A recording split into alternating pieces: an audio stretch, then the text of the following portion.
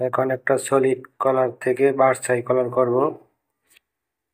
Solid কলার open করলাম।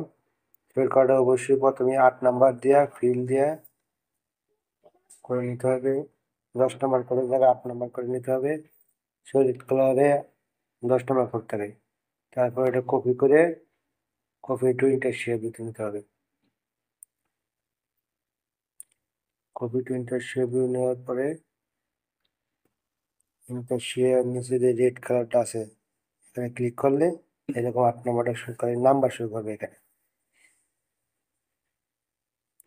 এখানে 4 আর 5 number colour দিয়ে আমরা পুরোটা বাস সাইড মতো করে সাজাবো। ম্যাট্রিক্স কপি করে সাজাচ্ছি। সাজানোর পরে আমাদের অপশন লাইনে কাজ আছে।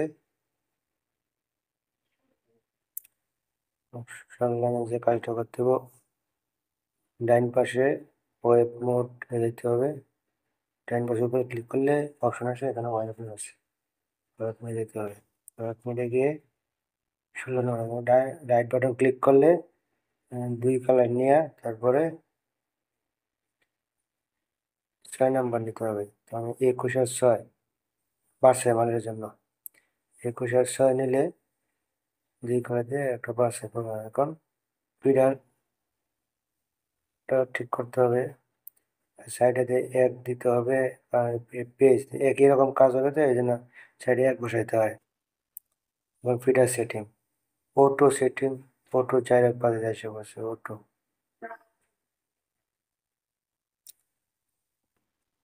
খুব সহজ বার্সাই কলা।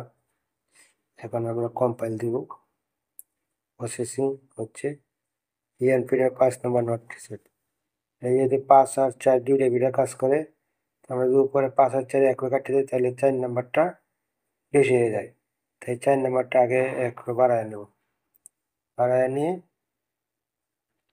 নিলে একটু কম লাগবে, তাই 5 4 আর 5 একটা কাটিয়ে দিলাম। কাটিয়ে দেওয়ার পর নিচে একটু বাড়াইতে হবে 4 নাম্বারে। না তো মিলবে না। উপরে একটু কাটাতে 2টা ফিটার ছিল, 2টা ফিটার কাটছে, তো আমার 5 আর 4 2টা কাছে, তাই নিচে 4 বাড়াই দিলাম। 4 নাম্বার নিচে কাজ করে, 5 নাম্বারটা নিচে বাড়ানো সিস্টেম নাই। 5 নাম্বার যেহেতু নিচে কাজ করে না, তো প্রসেসিং দিব। নিয়ার ভিডিও নোটিস একটা চলে যাবে, চলে গেছে। ওকে,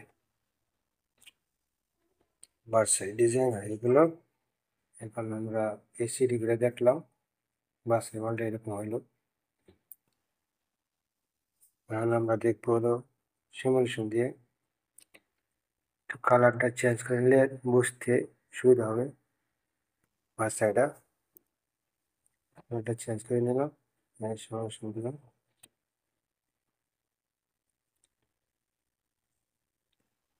এবং এরকম কাট করতে হবে একটু।